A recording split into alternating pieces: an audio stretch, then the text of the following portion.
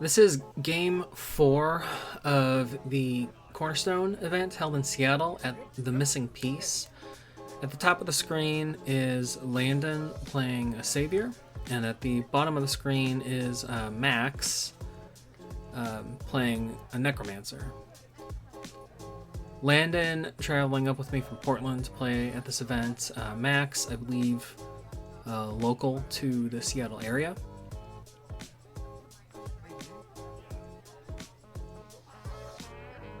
Landon, playing a stream. I thought it would be a little unlikely that he'd have he would have a turn 1 play. Necromancer obviously always has a turn 1 play option. Turn 2 with the Necromancer here for Den of Evil.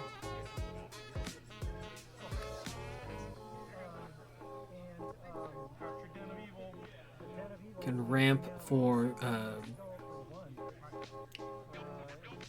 I was gonna say he could ramp for 3 if he wanted to, but he played a Flaming Skull, and I think he's gonna use the last mana to make another skeleton and advance his original skeleton forward.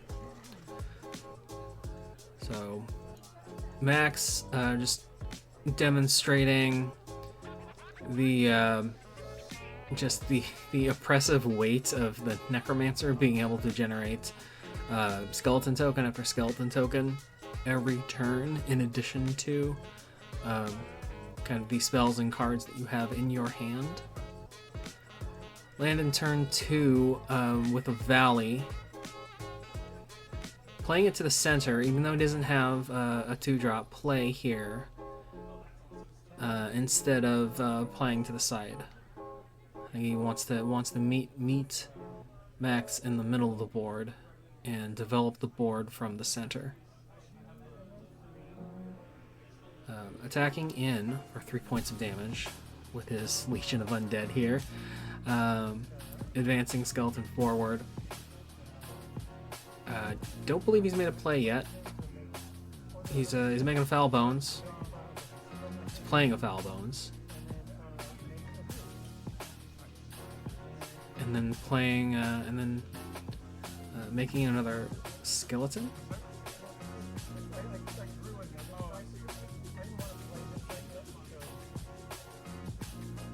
Max, a bit of an unorthodox turn 3. He's opting not to play a sight out. Instead, he tapped the Necromancer to draw another sight. So he has 2 sights in his hand, and he was just commenting that he tapped to draw a sight. He didn't want to play the one that he had in his hand, obviously. So he's trying to keep that for later. Which can somewhat telegraph what he may want to do with that thing. It might be a desert, for example, that can ping for 1 when he needs it to, or it might be another Den of Evil that he's holding to ramp on a future turn.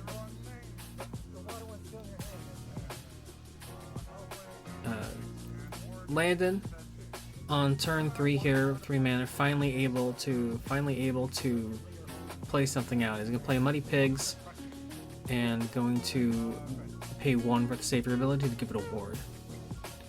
The site that came into play here also is coming in with a ward, Blessed Village, and then passing turn. So even though he is currently down by 3 points of damage on his life total, when the Muddy Pigs die on their death right, he will regain 3 life from that. So not only do they act as a blocker, ideally twice, once with the ward, and then again when they get removed from the board.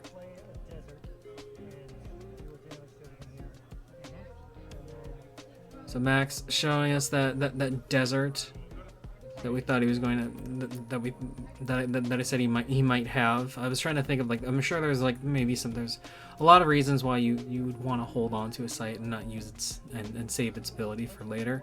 But in this limited format with Gothic only, the desert is one of the more enticing options. So clearing out Landon's board.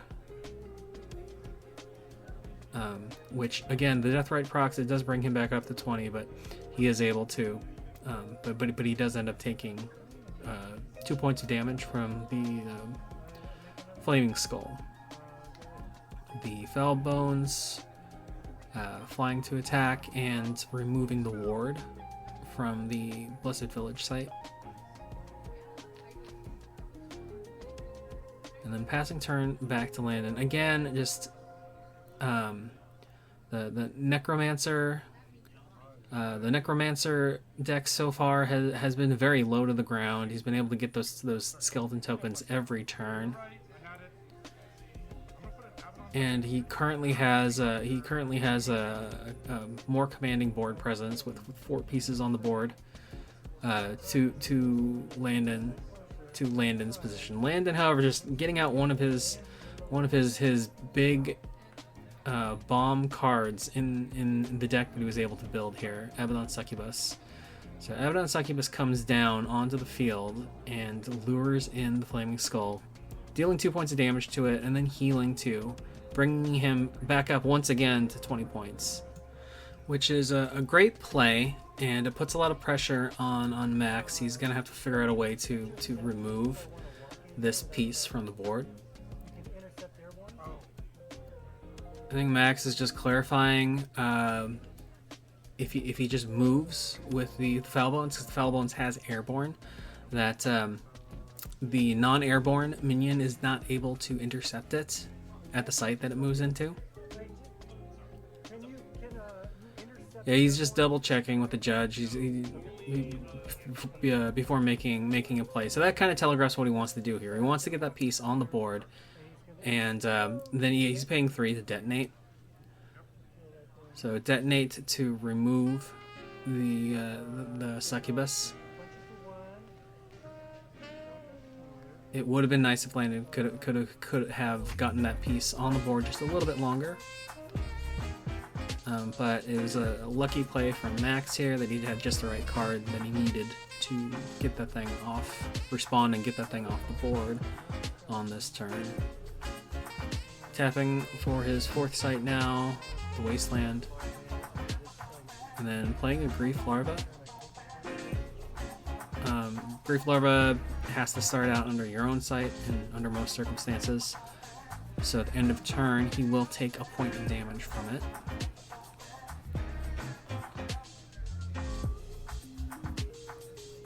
And then I believe that's his turn. He's going to pass turn back.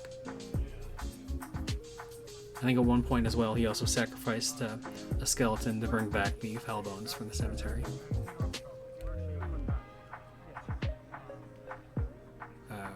Landon playing a desert to remove the Foul Bones.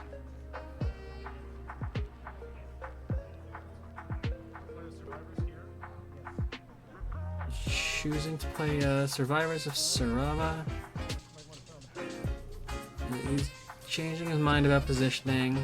I think he wants to be able to get the stealth off on that piece. So if he plays it onto his home site there, it will be stealthed. But now it looks like he's possibly rolling back the whole play. No, he's going to leave it there, with his original site choice, not stealth it. 2 more for a Virgin Prayer to ward an allied minion, and then Savior to for the last point of mana to ward the Virgin of Prayer. So Landon now with enough mana to comfortably do what the Savior wants to do, put out these minions and gain a lot of value just by having wards on them, making them harder to deal with. The Necromancer is well equipped to deal with that game mechanic. just by having all of these skeleton tokens that it can use at its disposal, if given the opportunity, to attack or to attack to remove the wards, and then follow up with like additional minions or plays. Max is moving his Grief Larva up under Landon's own site there, playing Hexam Haunts under his Desert. Hexam Haunts coming out kind of early mid-game here. A good card in Limited if you're not like on your back foot at that point. Just they threaten for they present themselves as a constant threat. They're just going to resurrect themselves from your cemetery every time they die. They do have to be recast burrowed under your sight, so they are a little slow, but they are kind of just consistently coming back and being something on the board that can't be ignored with 3 power. Sorcery Limited format, I mean, three power minions still win games. The power level has always been, like fours are better when you can get them on your curve. 5s are great towards the top end, but 3s, like having a solid band of 3 power minions in your deck, is usually enough to kind of bulk out the majority of your army, and let you kind of march over onto your opponent's sites to victory.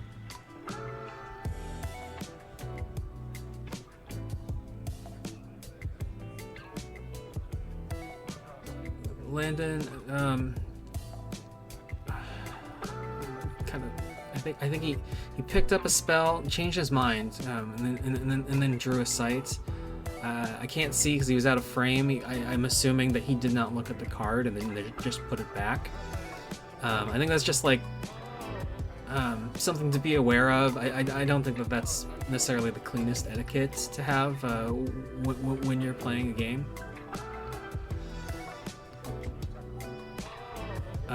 Just because it's just like it feels a little weird to be holding a card, then change your mind, put it back down, and then draw from a different deck and choose to draw from a different deck.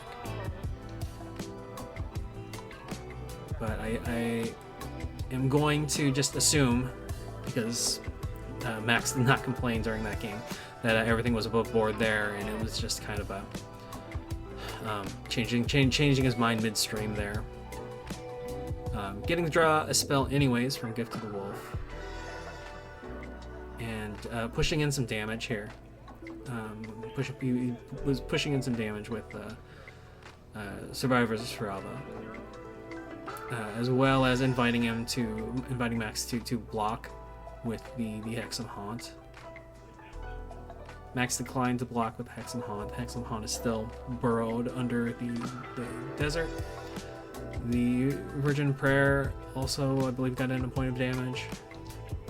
Since the skeletons are not able to move to defend, they couldn't defend even if they wanted to in the positions that they're in. And then Landon getting a ward off on the Intrepid Hero, their previous turn.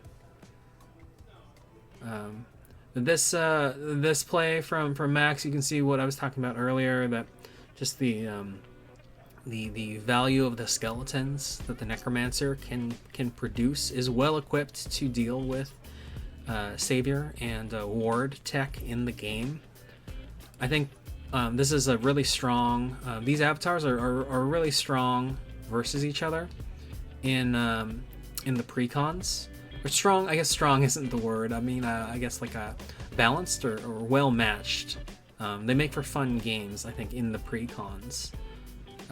Just because they both have answers and present problems for each other.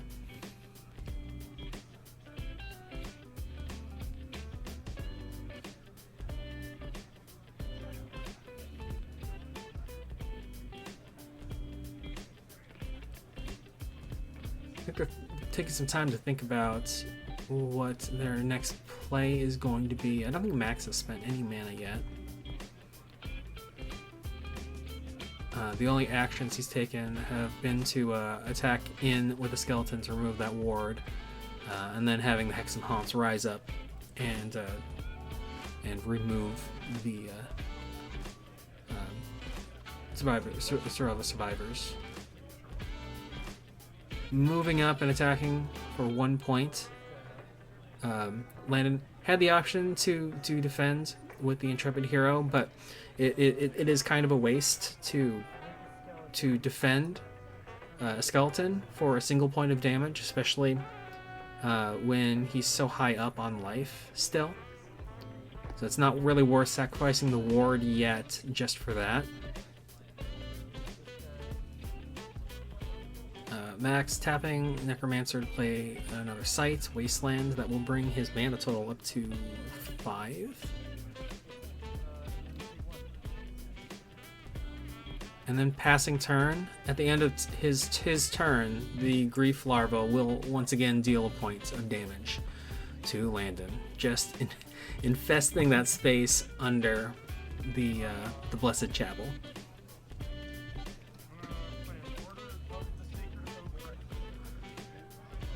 Landon paying 3 mana for Order of the Sacred Oak.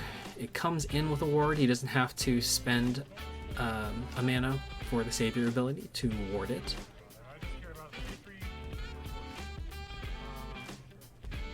He has an opportunity to push some more damage in here, potentially. He should probably have waited just a little bit longer, just because Max does have the option to defend with Foul Bones. Yeah, which is what they're doing there. So it's always important to make sure that you take your actions one at a time. I know it's really tempting to just pick up everything and say like, oh, they're all going to move in and they're going to march forward across your border and attack. But the ordering does somewhat matter. So that attack from the Intrepid Hero does not end up going through, and Landon then attacking with Savior just to, or excuse me, the Virgin of Prayer just to get another point of damage on the board, and then put the Virgin of Prayer into position to possibly deal with these skeletons down the central column here. Either deal with the skeletons or kind of draw the haunt away from the desert. So Max instead choosing to use those skeletons again to punch off the ward from the order, and then attacking in with the Hex of Haunt to trade. Although, honestly, it is a better trade for Max because he can just recur it from the cemetery. And then paying 1 for a Bone Spear with his other skeleton to take out the Intrepid Hero. Which I don't think, like, I don't remember if he actually moved the token or not. Technically, the projectile would have hit the Virgin of Prayer first, but he could have just moved to the Wasteland without having to worry about an intercept. So the play would still be able to go through without a problem.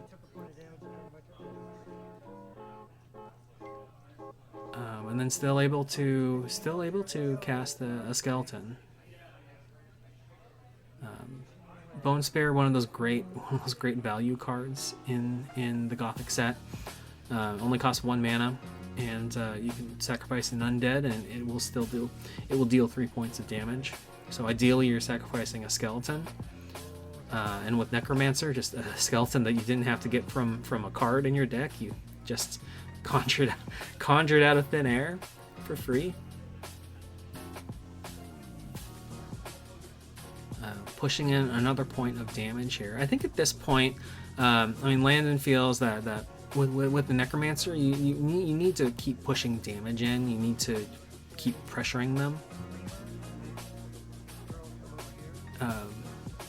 Max playing a Screamer. Yeah, Max playing a Screamer to push the Virgin of Prayer back over on top of the Hexam Haunt, using his skeleton to remove the ward and the Hexam Haunt to finish it off. Tapping for another site, another wasteland, going wide on the board here.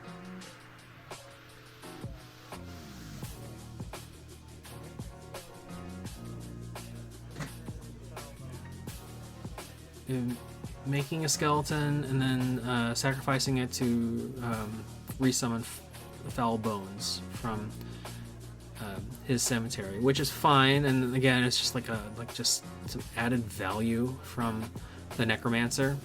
In general, just the Foul Bones does almost exactly what a skeleton token can do.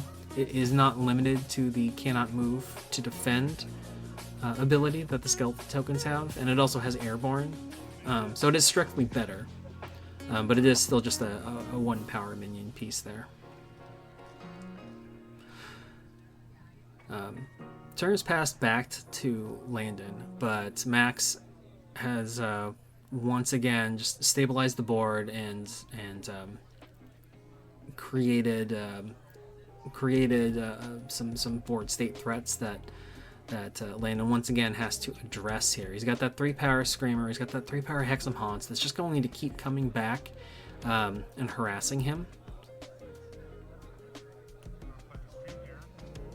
Tapping for a Stream. That will bring him to 7 mana total in his mana pool. Hexam Haunts, incredibly difficult to deal with in Gothic limited play. Looks like Landon is playing a Faith Incarnate. 5 mana for a Faith Incarnate, paying 1 for the ward. So with the wards in play on him, it is currently a 4-power minion. Max could attack it with the Hexam Haunt. But the Hexam Haunt would die, and the ward would drop. In the current board state, the Faith Incarnate would go down to 2 power.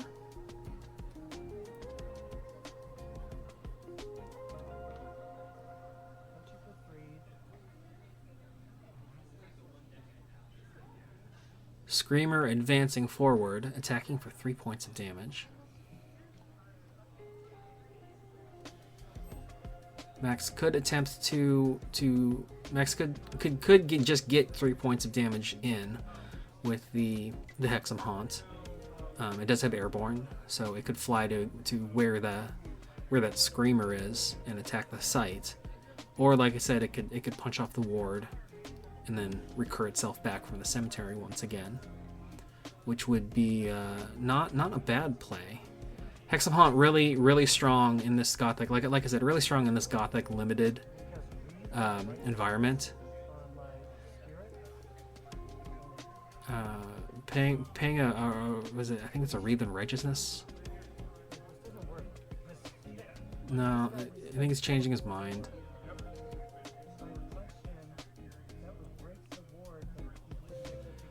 He's gonna change his mind, I think.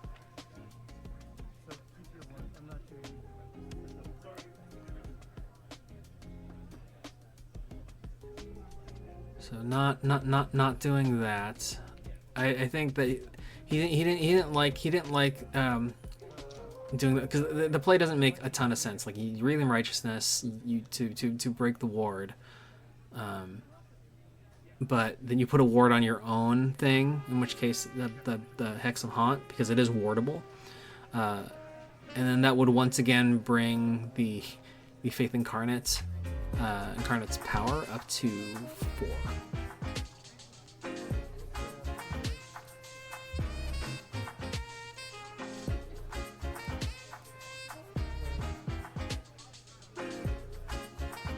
Instead, he's just like attacking. Like I said, attacking with the Hex of Haunts. Landon opting not to defend. Not to defend it with the Faith Incarnate. He's probably trying to set himself up for a larger swing with it. Moving the Foul Bones up, making a skeleton. Played a Dreadwind. I think he discarded the Wreath in Righteousness, which I don't like. Max didn't seem to like that card that much, but it's a very powerful card. It will do a lot it will do a lot of work for you if you need it to. I think maybe it's just he doesn't strictly need it to do a ton of work in this current game against Landon with what is on the board right now. Landon just on the back foot. If we're counting rectangles on the board, he is on the back foot, and he doesn't have as many pieces on the grid to work with here. Yeah, no, he's playing a Night Watchman, putting another ward on the site, paying the savior cost to ward the Night Watchman again. I think that pumps the Faith Incarnate up to 8. And then I think that's his last 3 mana for a Buried Alive to get rid of the Dreadwing, and attacking in for 8-point swing there.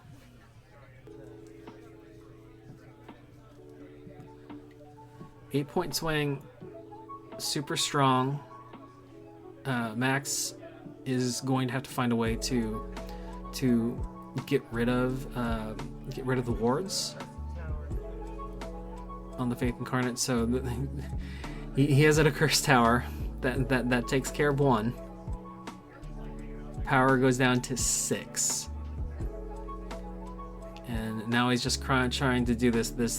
He's trying to do the mental puzzle about how to get it down to a manageable size here. The Haunts could attack in to either the home site or the Night Watchman to break a ward. I wasn't paying attention on Landon's turn, so I don't know if the Savior is actually untapped or not. These two players, I think, like they're not always great at maintaining like a tapped untap status on some of their things.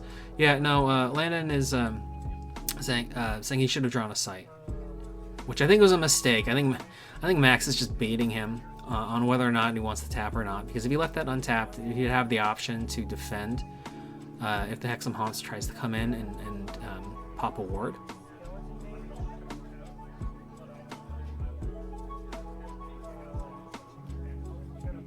Max is he's moving things around. From watching from watching Max play at this event, like I think his style of play is really loosey goosey. Like he just kind of like, he might as well just play with an open hand. He's just like flowing around, like moving things around, trying to figure out like what he's going to do, and then taking back all of his moves and things like that. So it's just kind of like a trying things out in the moment type of thing here. If the game was a little bit more, like sorcery is almost exclusively, like a turn-based game. So like I take my turn, you take your turn. There are, with very few exceptions, instant level interactions in the game. You do have like options to defend with your pieces and things like that.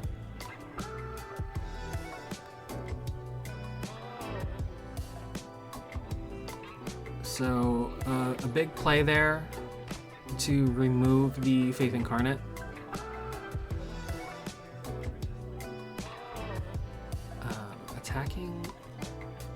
the Fellbones for 1. Resummoning Hexam Haunt.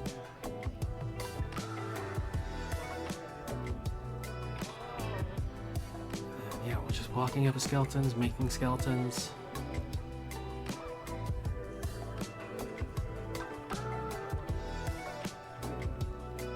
Passing turn. If I was Landon at this point, I would be looking to take advantage of the wide board state that Max has. Well, I guess they both created here. Maybe playing a minion to that stream on the side of the grid, and then threatening to attack in on that end where Max does not have a lot of defenders that can easily get there. Because looking at the life totals now, like Landon's very, very close to getting to getting Max the door. But instead, he's playing a Sea Witch. He's playing defensively. He's playing a Sea Witch onto the home site there, paying 1 to ward it. He's playing a Feign Death. He can't take advantage of the ability, but he to trigger a death right, but he is just using it to draw a spell from a spell book. He's moving the Night Watchman forward.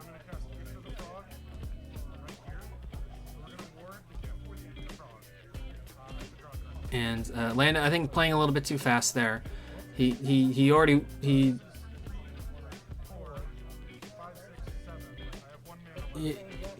yeah, they're doing a man. They're doing a mana count. He's way too. He's way out. No, he's off. He's off by 1. He doesn't have. So he doesn't have enough mana to cast Gift of the Frog in his mana pool this turn. So again, Landon moving a little bit too fast.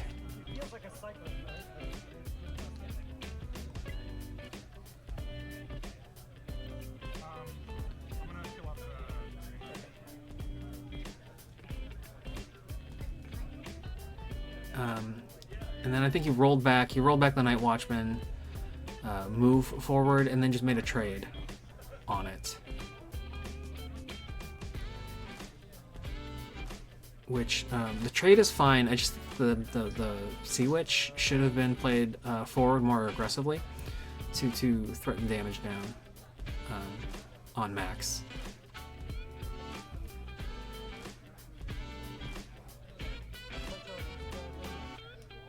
Using the Fellbones to remove Landon's skeleton, walking forward, surfacing the Hexam Haunts, moving another skeleton forward. No mana spent yet, but a lot of mana in the mana pool. We're looking at seven mana in the mana pool. Max getting a bomb on the board here. Stitched Abomination. Going to grab 3 minions from any cemetery here. So he's taking probably take the ones with the highest,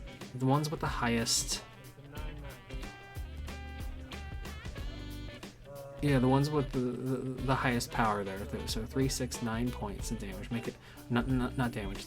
9 power makes it a 9 power Stitched Abomination. At this point, it is likely that he's going to go to the door.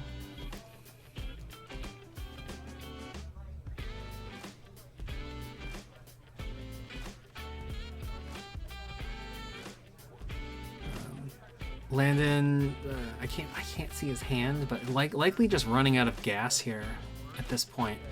Heretics of Seth, a good defensive play there. It is going to attempt to buy him another turn or 2 here. I would probably attack with the Sea Witch to remove that skeleton, or the Penitent Knight will work as well.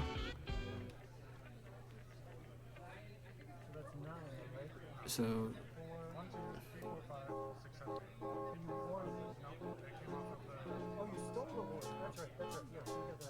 yeah, they're doing another mana count just because it's a lot of things being cast. It's a 3 for the heretics, 2 for the gift of frog, 3 for the penitent knight. That takes him all the way to 8, which is what he has in which is what he has in his mana pool. So unfortunately, he can't pay the additional 1 to ward the penitent knight as well. But that still puts some defenders on the board for him at least.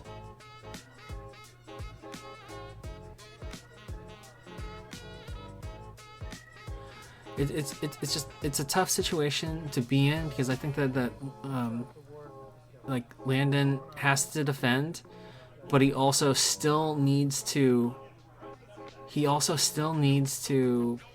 push damage at this point. Like I think it's critical that he wins the race and gets Max to door first if he wants a chance of winning here. Max trying to attack in with an ignited onto the penitent knight. Landon blocking with the Sea Witch, and then playing a detonate to remove the penitent knight anyways. It's just a devastating play there, clearing board on Landon, attacking in, blocking with the heretics Seth. Heretics Seth will do 3 points of damage, and the way that the Stitched Abomination works, it's a little weird and flavorful, but each minion is stitched back together into the monster and comprises like a limb of the monster and has its own kind of power that trees up into the total. So when you do 3 points of damage to a limb and it only has 3 points of power, that part gets knocked off and banished. I believe banished. And then the total power for the Stitched Abomination goes back down to whatever that new total is, which in this case is 6. So still a huge threat on the board. And Landon like rapidly running out of time here. Honestly, like I feel like he has to assume that he's gonna go to door.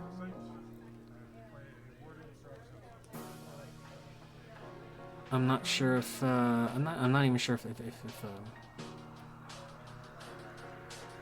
yeah, I mean I don't know if there's much that he could do at that point, but it might have even just been better to move with the savior. I don't know if that would actually have gotten him anywhere. There's a lot of threats. I think maybe just like trying to wheel away from two of the 3-ish attack vectors that, or two of the 5 attack vectors that Max has on the board here now. Many more attack vectors. He's got a lot of things on the board. He's just like he's loaded the board up and is kind of like circling in to corner Landon and get that last point in on the savior now.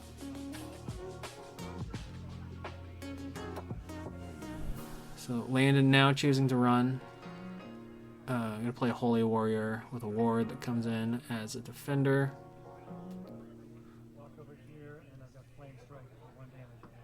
Max has the kill spell in hand with a Flame Strike. So, tough game. It is just like difficult against Necromancer, and especially in this match with Max, where he just seems to have all the answers and all of the removal right when he needed it. But that'll end round 4 here of the Cornerstone, and we'll move on to the final round, round 5 next.